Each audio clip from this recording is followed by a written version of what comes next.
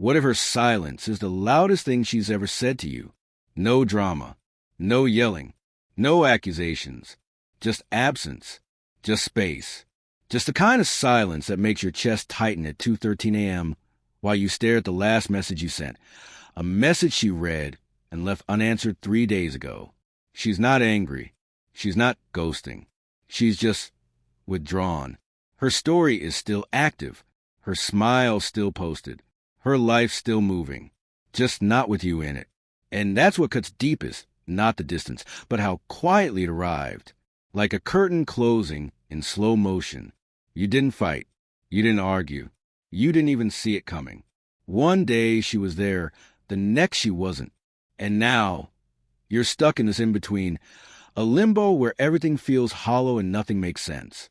You check her profile more than you want to admit.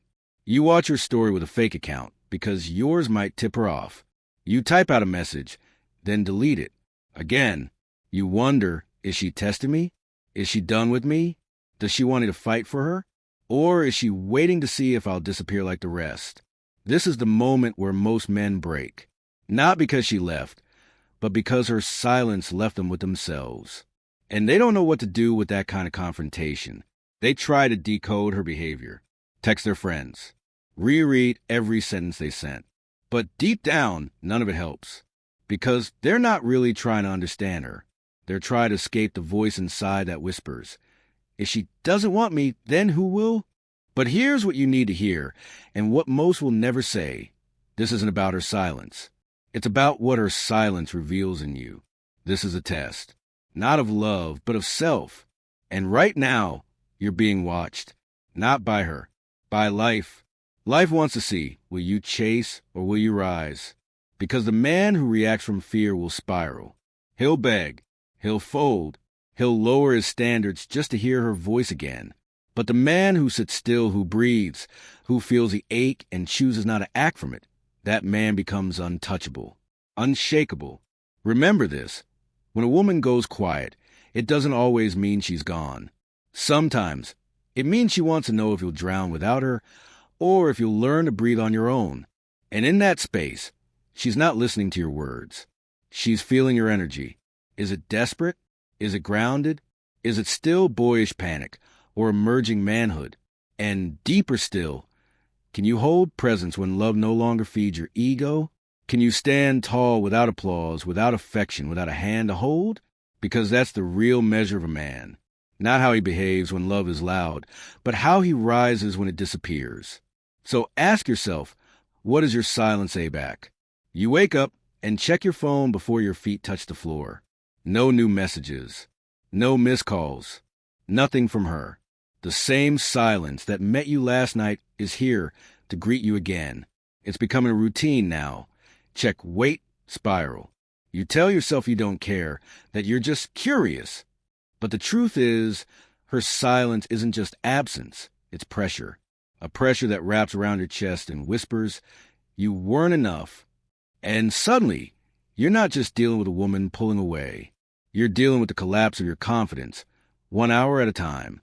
You scroll through your chat history, looking for clues. Maybe you were too available.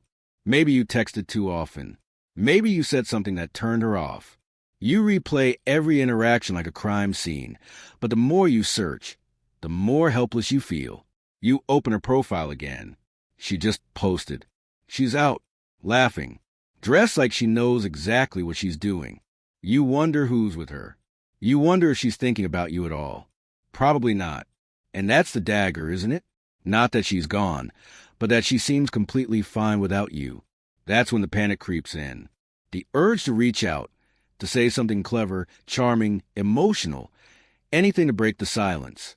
You type out a long message, then delete it, then type a shorter one, then delete that too. Now you're just staring at the blinking cursor, paralyzed between pride and fear. This is the spiral most men fall into. And it's not just about her. It's about the deeper truth you've never faced. You don't know who you are without someone wanting you. That's what hurts. Her silence stripped away the illusion that you were secure. And now, without her feedback, you feel invisible, unchosen, like the world forgot you the moment she did. You try to distract yourself. You go out with friends, but check your phone every 10 minutes. You post something cool, hoping she'll see it. You listen to songs that used to remind you of her, then switch to gym tracks like you're okay. You're not, but you can't say that out loud. So you fake strength, all while breaking inside. The most dangerous part? You start compromising. You start imagining what version of yourself would make her respond. Should you act colder? Should you play the game? Should you pretend to move on so she'll come running back? You don't realize it yet, but you've already lost something far more valuable than her, your center. You've let her silence become your script. Your energy is no longer yours. It belongs to her absence. And that's where the real damage happens. Not in the silence itself, but in what you do to escape it. You break your own code just to feel something again. You bend your standards. You shrink your dignity. You confuse emotional chaos with romantic passion. But that feeling in your gut, that shame after sending the double text, that hollowness after checking her story for the 5th time today, that's not weakness. That's your soul asking for a different path, a deeper one. You see, the silence didn't break you. It revealed you. It showed you that your strength was conditional, that your peace was performative, that your sense of self was tied to her presence. And now that she's gone, you're meeting yourself for the first time. And it's uncomfortable. That's okay, because this is where men are forged, not in the comfort of being loved, but in the void where no one is clapping, where no one is looking, where the only voice left is your own. So don't run from this. Don't numb it. Don't chase her just to escape it. Sit in it. Feel the truth that's been buried under your need to be wanted. Because once you face that storm and stand, you'll stop asking why she went quiet. And you'll start asking what part of you needed her noise in the first place. You're sitting in the silence, finally still enough to hear what it's been trying to say. And here's what hits you like a cold gust of wind. Her silence is not a message about her. It's a mirror reflecting you. Who you become in this space is who you've always been when no one's watching. And maybe that's what scares you most. Not the fact that she stopped texting, but the fact that you don't know who you are without her attention. But you're not meant to run from that truth. You're meant to rebuild from it, because what she just gave you without knowing it was your first real initiation. The Stoics called this premeditatio malorum, the premeditation of adversity. They trained themselves to welcome difficulty, to prepare their minds to meet life without resistance. Why? Because discomfort reveals the depth of a man, not when he's loved, but when he's alone. And this is your arena now. Your battlefield is no longer the space between your message and her reply. It's the space between your stimulus and your reaction. Will you spiral again? Or will you anchor? Will you seek answers from her silence? Or will you let her absence redirect you toward your presence? Because here's the truth no one wants to admit. Most men aren't afraid of losing her. They're afraid of losing the identity they created around her, the version of themselves they liked more when she was watching. But that identity was fragile, conditional, inflated. The man you're becoming now is different. He doesn't rely on being seen to feel real. He is real, rooted, present, not reactive, but sovereign. That's what the mature masculine is. It's not coldness. It's containment. It's the ability to hold pain without being swallowed by it, to feel disappointment without becoming desperate, to witness someone pull away and not collapse. You're not here to chase her back. You're here to face the part of you that only felt like a man when she was close. And when you do that, when you sit in the eye of that emotional storm and refuse to flinch, you begin to generate a different frequency, not one of performance, but of presence. You stop performing strength and start embodying it. Your posture changes. Your breath slows. Your attention sharpens. You go from noise to signal, from chaos to clarity. And here's the thing, she will feel it, not through a text, not through a grand gesture, but energetically, silently, without trying, because a feminine responds not to effort, but to energy. And a man who doesn't panic when love goes quiet becomes the most magnetic force in her world. Why? Because he represents safety, depth, leadership. While other men chase, he holds. While others fold, he grounds. And if she was ever drawn to your masculine in the first place, it wasn't because you said the right things. It was because, in some brief moment, she felt the echo of this version of you, the one who doesn't need her, but chooses her, who doesn't fear losing her, but refuses to lose himself. That's what she was unconsciously looking for all along. But here's the twist. Now that you're becoming it, you no longer need her to recognize it. And that is what makes you unshakable. There's a reason this moment feels like death. Because something inside you is dying. And it should. The part of you that begged for closure. The part that found identity in her approval. The part that interpreted silence as a threat rather than a sacred space. That version of you was never built to last. He was built to be broken, not out of cruelty, but because the man underneath is made of something different, something weightier. Jung called it the process of individuation, the shedding of the false self, the ego-driven self, so that the deeper self can emerge. It is not pleasant. It is not quick. It often begins exactly where you are now, in emotional limbo, abandoned not just by someone you care about, but by the illusion of control. You are not who you were, and that's why it hurts. You're being stripped, ritually, symbolically, psychologically, because everything that once gave you validation has been silenced. Her voice, her presence, her energy, and all that remains is you, the real you, not the curated version, not the charming, clever, attention-hungry one, but the man in the mirror when no one is texting back. And here's the truth the world is terrified of. Most men never meet him. They run from him, into vices, into noise, into new women, into false strength.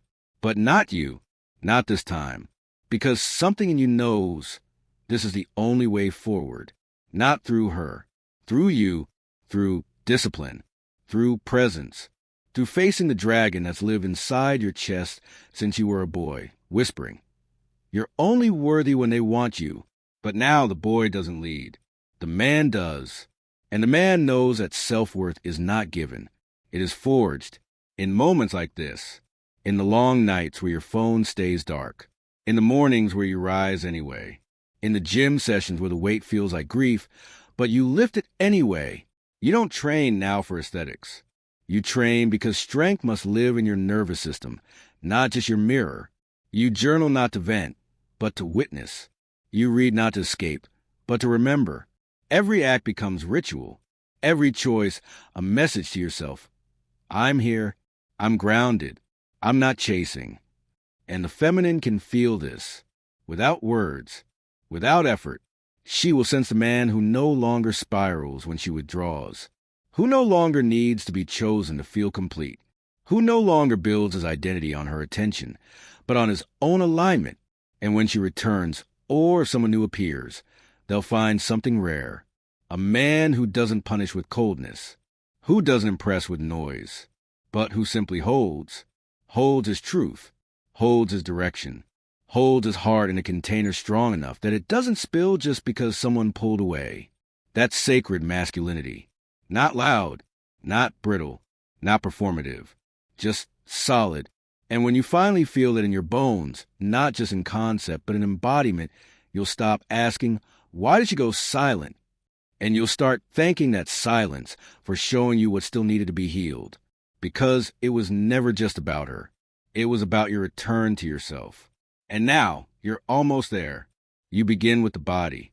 Because the mind will lie to you when you're tired. The heart will deceive you when it's desperate. But the body tells the truth. So you rise before the sun, not because you have to, but because discipline is now your anchor. You throw cold water on your face at 5:06 a.m., and it hits you like a rebirth.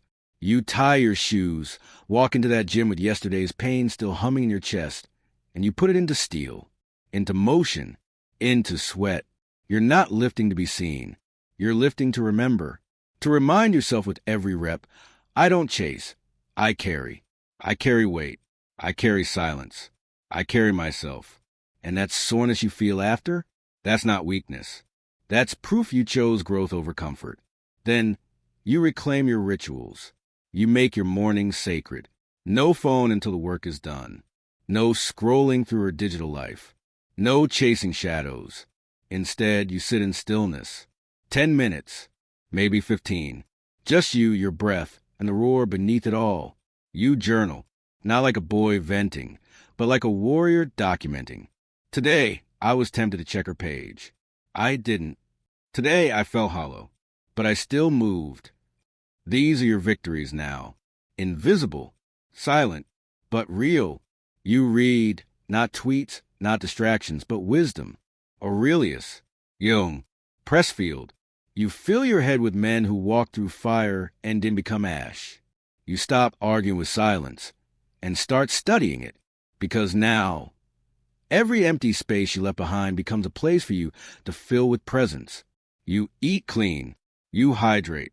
You stop poisoning your body because your ego's bruised. You remove chaos from your environment. You make your bed, not for Instagram, but because order outside supports order inside. You become precise with time. You no longer say, I'll do it later. You say, this gets done now. Because now you know masculine energy thrives in structure. And you're building a life where your days are no longer dictated by feelings, but by commitment. You pick a mission. Maybe it's your craft. Maybe it's your business. Maybe it's simply become the strongest, most grounded version of yourself possible. But you devote to it daily. Not in bursts of intensity, but in quiet consistency, because you're no longer trying to prove anything. You're becoming, slowly, steadily, without applause, without attention, just progress, measured in peace. You don't post about the comeback. You are the comeback, silently, fully, without needing the world to clap. And now, something begins to shift. You're not checking her profile. You're not playing games. You're not plotting revenge through success. You're just building. And that energy, that stillness, that undeniable presence that begins to gather around you, that's what makes men unforgettable. Now you draw your lines. Clear, unapologetic. You no longer beg for time with people who treat your presence like an option. If someone disappears and reappears on their terms, you don't chase, you assess.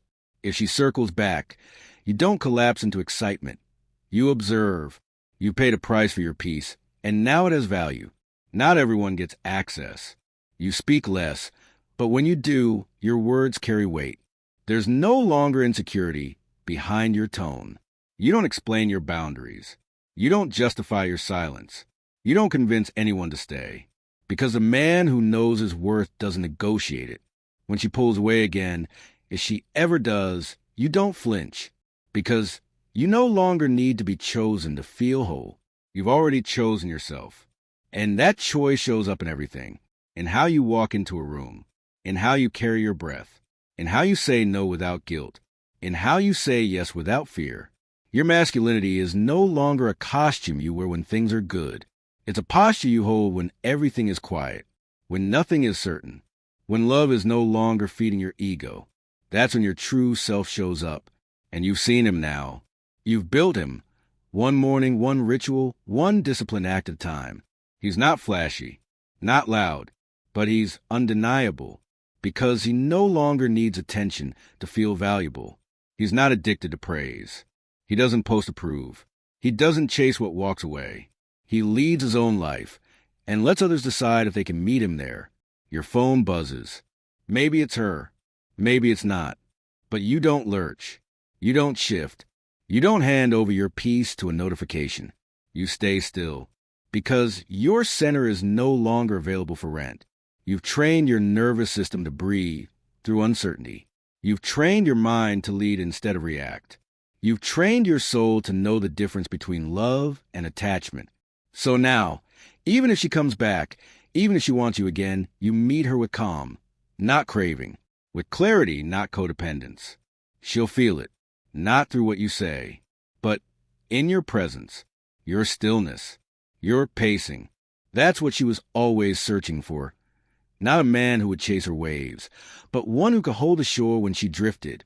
And you become the shore, silent, strong, steady, unmoved by the tide. That's the man you are now, not because of her silence, but because of what you did inside of it. You remember the first moment the silence began, the slow withdrawal, the delayed replies, the scene that never followed a response. You didn't say it out loud, but your gut knew something was shifting, and you resisted it. You tried to hold it together, tried to be clever, calm, caring, anything to keep her energy from drifting away. But deep down, it wasn't just her silence that scared you, it was what it revealed. The unbearable thought that without her attention, you might disappear, that the version of you she saw, wanted, replied to, that version might not exist unless she kept seeing you, wanting you, responding. And so you reached, internally, externally, emotionally. You reached for connection, for answers, for reassurance. But none of it came. Only silence, only space, only you, staring at your phone in a dark room, wondering why your heartbeat felt like it was waiting for someone else's permission to continue. That was the moment everything broke. But now, looking back, you realize it didn't break you. It broke the illusion. It broke the fantasy that love is something to hold on to at all costs. That someone else's presence is the foundation of your stability. That you have to earn affection by being more, doing more, giving more, even when it costs your center. That lie died in the silence. And something else was born, not overnight, not in some triumphant, dramatic moment.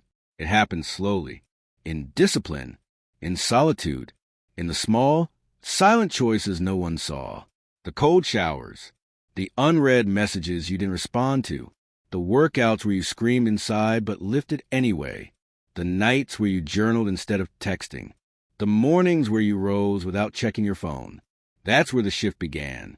Not outside, inside. Your nervous system recalibrated, your identity realigned. You stopped needing her to come back to feel whole, and instead you came back to yourself. You learned the most dangerous skill a man can ever possess: how to hold emotional tension without breaking, how to sit in the unknown without chasing clarity, how to remain calm when every part of you wanted to reach for comfort. And in that restraint, you didn't lose love, you became it. Because now, you no longer love like a beggar. You love like a sovereign, not attached, not needy, just full, overflowing. The boy who needed her to reply is gone. What's left is a man who doesn't chase signals. He emits them. A man who doesn't fear space. He holds it. A man who doesn't run from silence. He listens to it. And from that silence, a new voice has emerged. Your own. So now you stand where few men ever reach. Not because you've won her back, but because you no longer need to. You're no longer searching for a reply. You're not calculating how to re-enter her life. You've stopped trying to make her silence mean something about you. Because now, you know what it truly was. It was the invitation, the portal, the fire that burned away every version of you that was built on fear. The boy who flinched at absence, who shrank in uncertainty, who mistook attention for love. That boy died with grace, quietly, without anyone noticing. And in his place stands something rare. A man, not bitter, not guarded, just present, steady, unshakable. You no longer speak to be heard. You speak when truth needs to be spoken. You no longer look for signs. You move with purpose. You no longer hope she sees your glow up. You know the glow up isn't for her. It never was. It was for the part of you that was waiting to be claimed, not by her return, but by your own recognition. And now, even if she does come back, you won't rush to open the door. You'll answer it slowly. From your core, not from hunger, but from wholeness. And if she doesn't, it doesn't matter. Because the silence she left behind, it built a man who no longer fears being alone, who no longer tries to be understood by people who only see half of him, who no longer bends to be chosen. He is the choice. He is the stillness. He is a quiet presence that says, I know who I am with or without your words. And that, brother, is what makes you unforgettable. Not because you were loud, not because you chased, but because you didn't. You didn't abandon yourself to hold someone else. You didn't panic in the dark. You became the light. So the next time someone pulls away, don't beg. Don't react. Don't shatter. Breathe. Observe. Remain. Because if her silence is louder than love, then your stillness must be louder than fear. If you've made it this far, it means you're not like most men. You didn't just watch, you felt. You didn't skip ahead. You stayed. With the silence, with the tension, with the weight of your own transformation. That means something. It means you're ready for more than comfort. You're ready for truth, for clarity, for presence. So subscribe, not because I asked, but because you've already crossed the threshold. This space isn't for crowd. It's for the few, the men who choose depth over distraction. The ones who know that the real battle isn't out there. It's within. Leave a comment. Tell me what line hit you hardest. Your voice might echo in another man's darkness and pull him toward the light. Share this with someone who's spiraling right now. Not to fix him, but to remind him that stillness is power. And if you're building your comeback, quietly, privately, relentlessly, stay with this channel. More is coming. Not hype, not hacks, just the quiet tools of mastery. You've already started rising. Don't stop now. The world doesn't need more noise. It needs you. Solid, silent, unshakable. I'll see you in the next one. Stay sharp. Stay grounded. Stay true.